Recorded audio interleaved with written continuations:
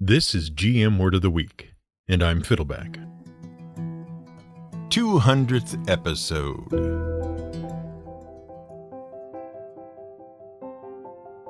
As we were sitting down to write this script here at the Word of the Week offices, we were reminded by our ever-astute and overly demanding producer that the script we were working on was the script for the 200th episode of the show.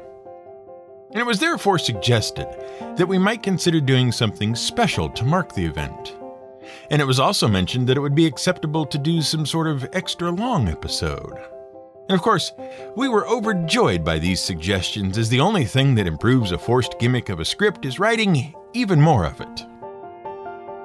Unfortunately, our producer has been rendered completely immune to withering sarcasm thanks to the interactions that resulted in the previous 199 episodes of this podcast. So he simply said, "Great, thanks!" So, once again, we find ourselves facing a looming deadline and a blank page. But this time, we couldn't simply flip open the Dungeons & Dragons Monster Manual to a random page and fart out something about peritons and radio astronomy or fire elementals and Hungarian freedom fighters. Part of the problem is that we tend to lump our big ideas together into little vaguely connected series of 3 or 4 episodes. And we also often tie those series to particular dates or events. And right now, we've been holding all of our really good ideas back for the October rush up to Halloween. And we just finished a 3-part sort of series that started with us talking about skulls. And so, as we sat there, we cursed the fact that we're not sitcom writers for broadcast television, because the whole issue would be so easy to solve. Actually, Having hit an absolute genius idea, we called our producer and suggested that he celebrate the bicentenary episode, which, by the way, is the correct way of saying it because bicentennial specifically means 200th year, because that last bit comes from the word annual, meaning year. We suggested that he celebrate the bicentenary episode with a clip show. Just gather our best bits from the previous episodes and cut them together with a few minutes of framing device at the beginning and at the end, and he'd be golden. It wouldn't even need a script at all, just an hour in the editing booth or wherever a producer has his lair. Easy. It turns out we do not have it as easily as sitcom writers for broadcast television. He irrationally tried to involve us in the process and assumed we were merely trying to avoid work for a week, which is only partly true. He also called our bluff by making a joke about bottle episodes, so he knew exactly what we were thinking already, and he was having none of it. What is all this stuff about situation comedies, broadcast television clip shows, and bottle episodes? What does any of that have to do with us being caught between 2 big story arcs when we have to celebrate a big round number? Well, it all has to do with how television budgets work and something called Sweeps Week. What you have to understand is that broadcast television networks make almost all of their money from advertising. They air television shows that people like you and me want to watch, and they intercut the show with short advertisements for various products and services. You've probably heard of this. They're called commercials. And various companies pay the broadcast television networks money to put their commercials into the network's various shows.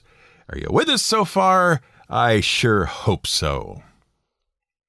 But as far back as the 1950s, when situation comedies and primetime television were becoming big business, there was a bit of a problem. And it had to do with how much to charge companies to run their ads in a certain show.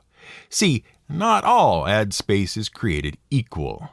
A very popular television show like I Love Lucy back in the 1950s would guarantee 50 million Americans would be watching each advertisement in that episode. Whereas less popular shows would have far fewer Americans. And advertising is a numbers game. It's all about the number of people who see the ad.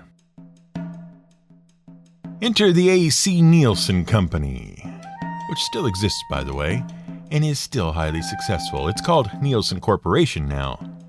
And actually, Nielsen Corporation is owned by a bigger company called Nielsen Holdings, but that's another story. Nielsen Company was founded by Arthur C. Nielsen in 1923 in Chicago, Illinois.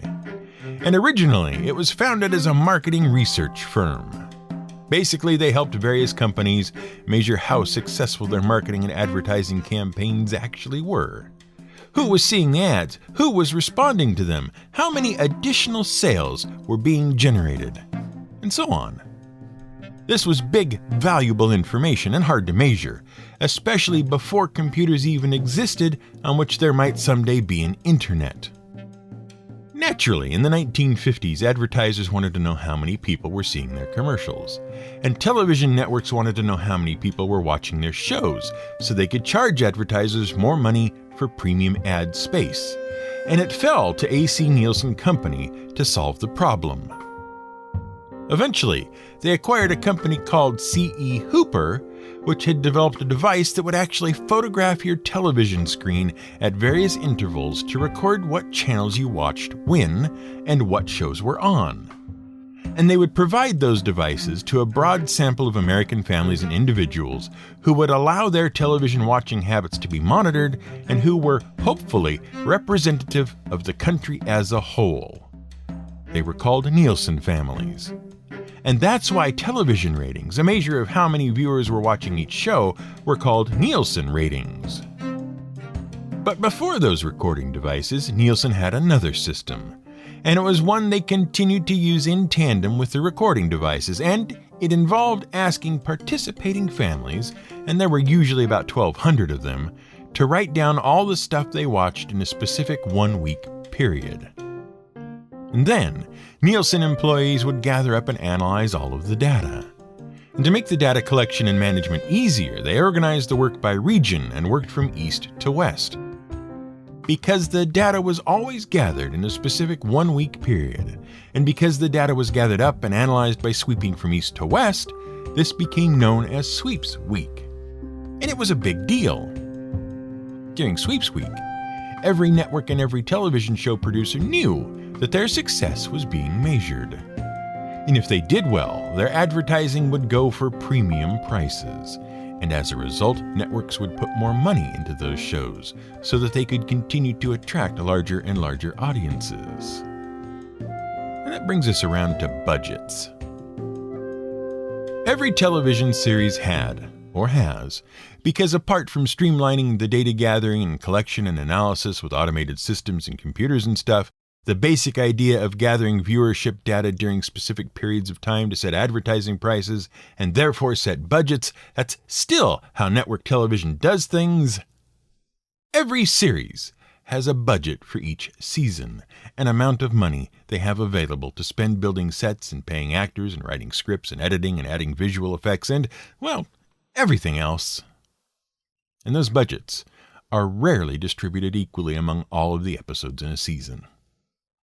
Television producers tend to spend more money on the early episodes in the season so that they can attract viewers, or the later episodes in the season so that they can entice viewers to come back for another season. And during Sweeps Week, when the viewership numbers are actually being counted and you want every possible audience member watching your show. And the episodes that fall between those three parts of the season, well, they get by on a shoestring. One way to save money on an in-between episode is to just send an editor into a booth with a bunch of back episodes and ask them to slap together a clip show. And that was a pretty popular way to celebrate a milestone in the show's production that didn't align with Sweeps Week for a long time. But another way to handle the limited budget was not to reuse clips. It was to reuse sets and actors and anything else. Enter the bottle episode. A bottle episode is an episode of a television show which is cheap to produce because it doesn't require the construction of new sets or the setup and breakdown time and energy of filming on too many different sets or in too many locations. It also tends to involve only the core cast with no guest stars or extras. And for certain flashy sci-fi and fantasy shows, it also avoids the use of complex costumes, animatronics, makeup, or visual effects. For a particularly topical example for this podcast, the 14th episode of the second season of the NBC situation comedy Community. Community depicts the antics of an attorney who was forced to go to a community college and finish a degree he lied about having, and a bunch of his fellow college students. While it started off strong in 2009, it had some rough years with its ratings, some production troubles, got canceled, got uncanceled, and then finally ended in 2015 before it could be canceled again. But none of that matters. What matters is Season 2, Episode 14, entitled Advanced Dungeons & Dragons. The main cast of the show spend the entire episode in one classroom playing a game of Dungeons & Dragons. And no, it doesn't go into elaborate fantasy sequences where we see what the players are imagining is happening in the world. We just see them playing Dungeons & Dragons, like around a table. The term bottle episode originated with the production of the original Star Trek series. They called such episodes ship-in-a-bottle episodes, and the bottle part is what stuck.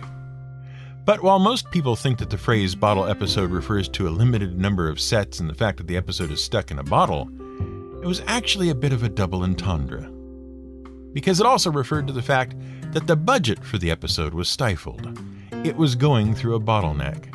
And because the various Star Trek series always had some wild ratings fluctuations and the budget was constantly in flux, they also perfected the bottle episode.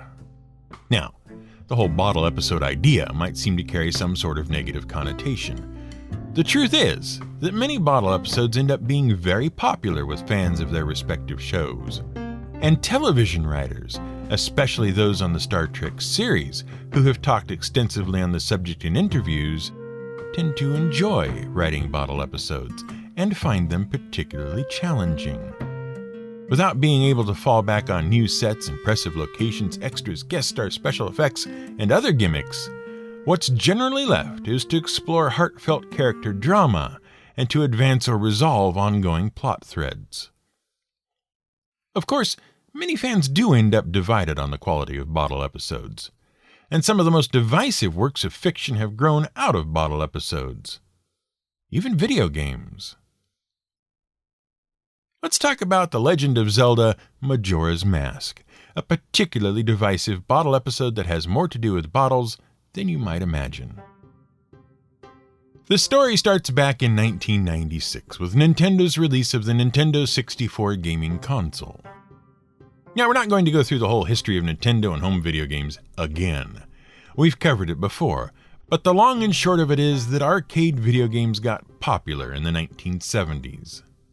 Then various companies, especially Atari, figured out how to make home video game consoles.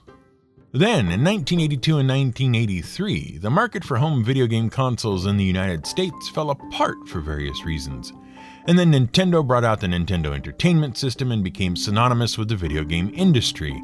And then there were the Bit Wars, which we'll talk about someday. But it was basically a marketing ploy to get people to commit to one of the two big systems on the market at the time: the Super Nintendo Entertainment System or the Sega Mega Drive, aka the Sega Genesis, depending on what continent you lived on. And then everything entered the third dimension.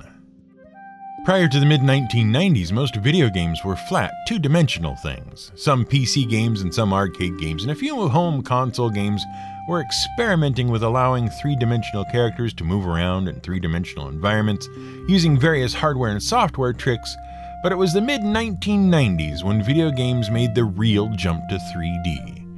And while Nintendo was actually the last company to get its 3D console to market, the Nintendo 64, they still managed to revolutionize gaming, because they took some of their most popular franchises, like the 2D Mario platformers and the top-down Legend of Zelda adventure games, and built entirely new forms of gameplay that allowed the same types of games to work as 3D games. More or less. I mean, there were a lot of shenanigans with stolen Yoshi platformers and ugliness with third-party hardware developers that resulted in whole new companies entering the market, but the point is, The Legend of Zelda: The Ocarina of Time was released in 1998. It was the largest, most complex game Nintendo had ever developed. And it brought one of Nintendo's most beloved franchises into the third dimension. And its reception cannot be overstated. It sold over 1 million copies in the first week of its release.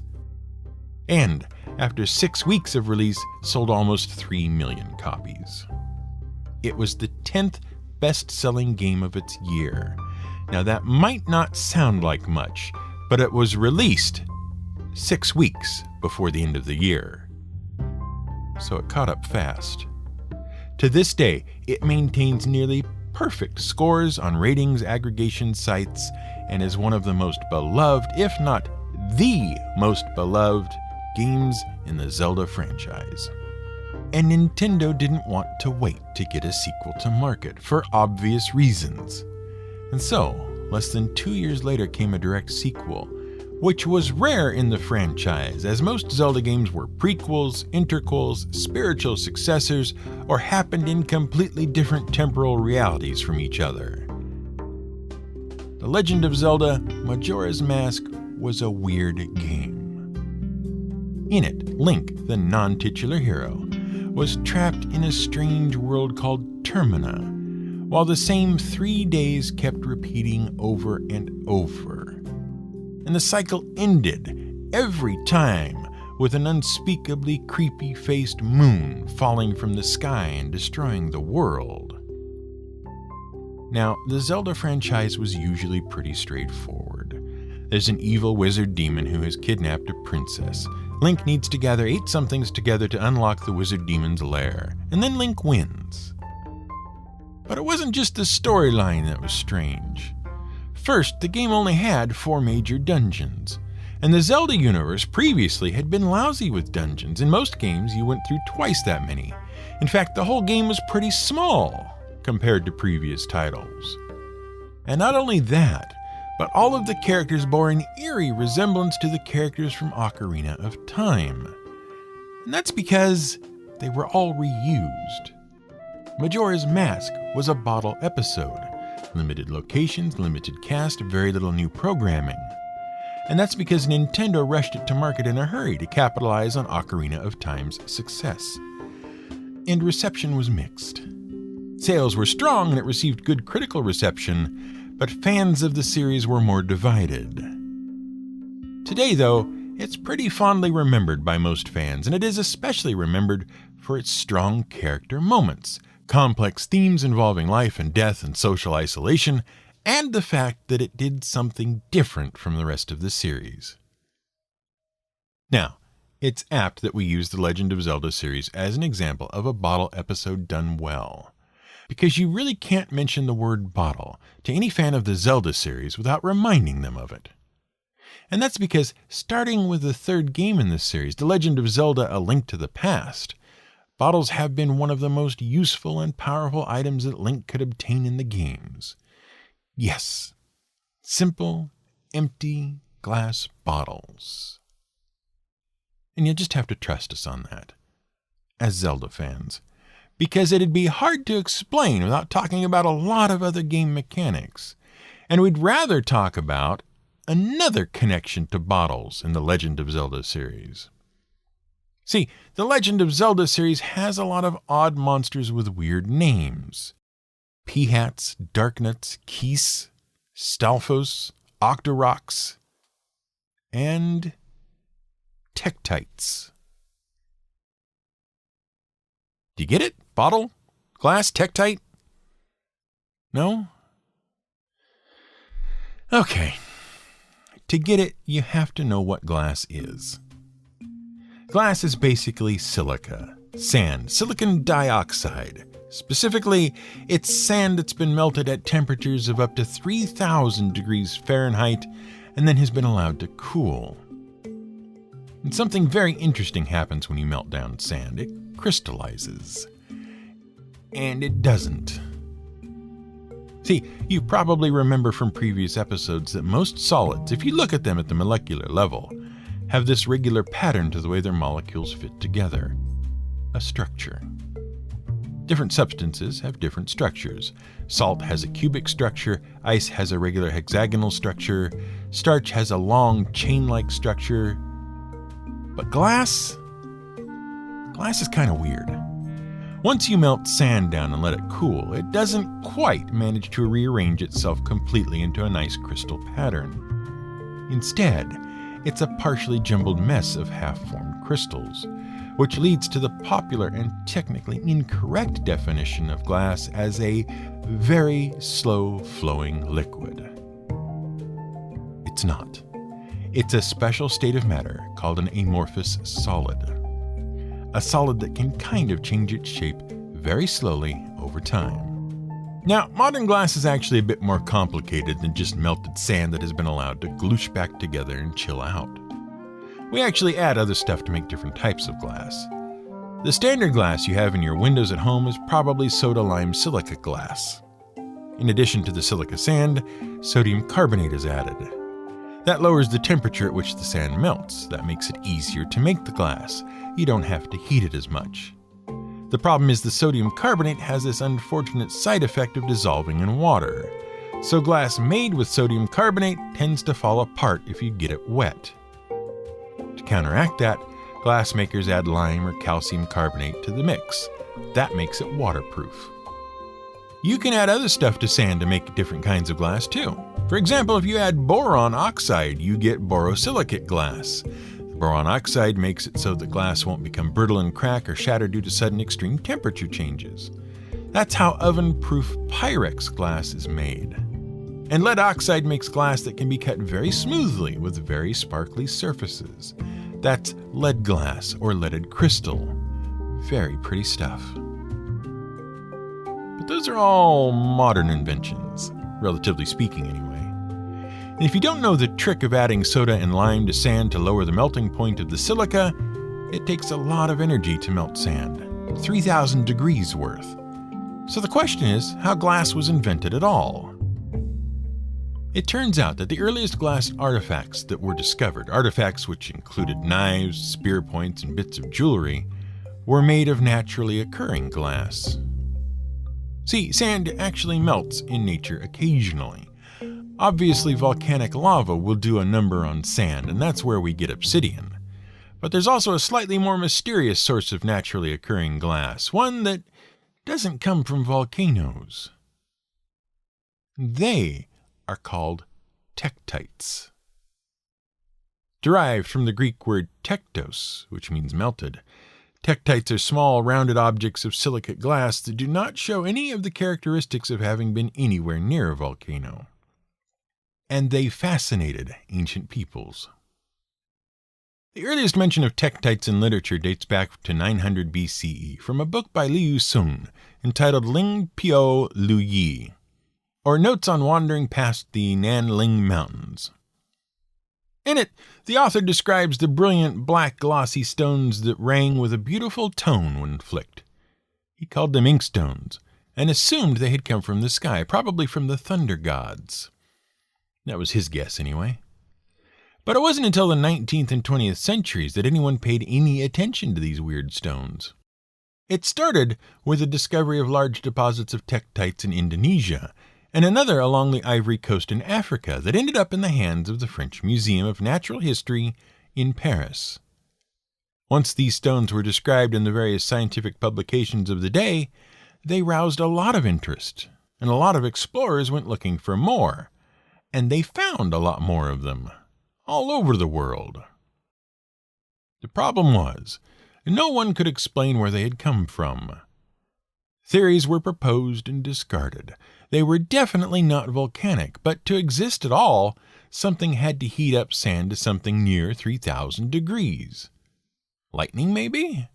Or weird volcanic processes that didn't follow the normal pattern of volcanic processes? Or maybe they fell from the moon. No, really.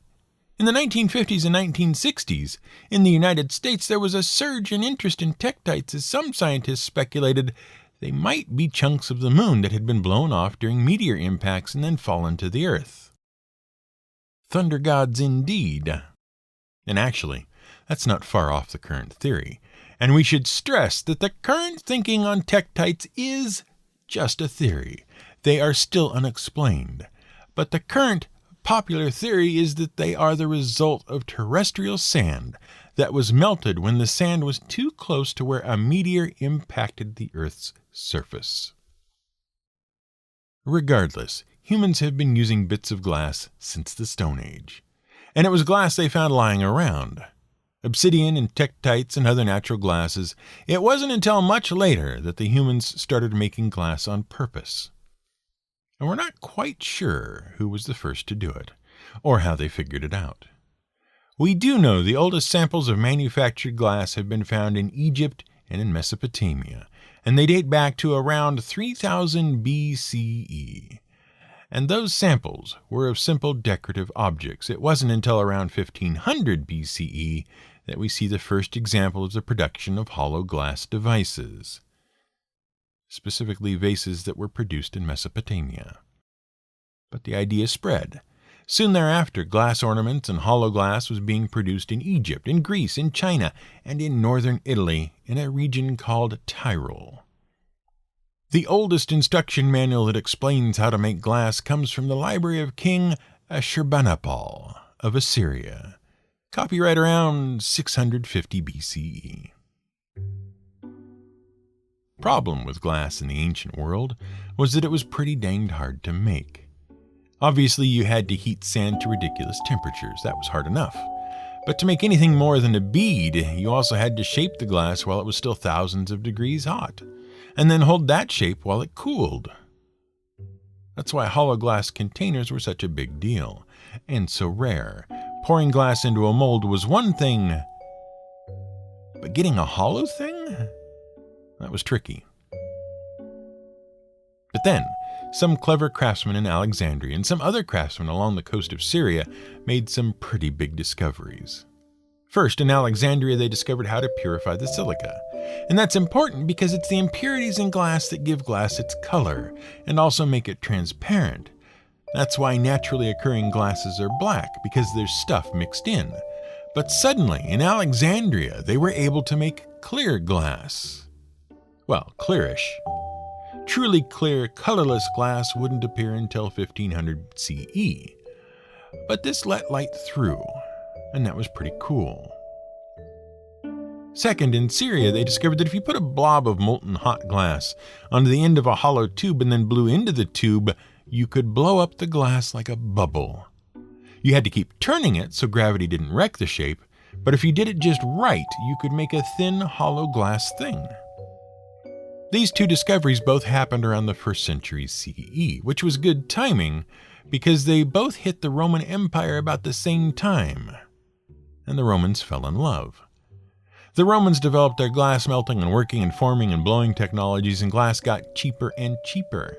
And for the first time in history, glass was cheap enough that ordinary people could have it.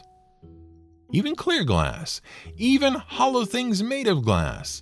And suddenly, windows were a thing. Well, glass windows were a thing. Anyone could cut a hole in a wall. But suddenly you could cover that hole with something you could still see through, something affordable. And something else became a lot more affordable and a lot more prevalent. In fact, something else became a hot trade item all over the Roman Empire and beyond. The simple glass bottle, a great way to store your liquids on a budget, and eventually a great metaphor for a way to produce your television show on a budget. But we digress. The 200th episode.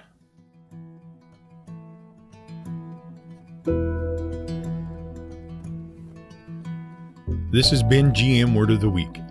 It's written and researched by The Angry GM and produced by me, Fiddleback. You can support us on Patreon at patreon.com/GM Word of the Week. You can find more at gmwordoftheweek.com and theangrygm.com.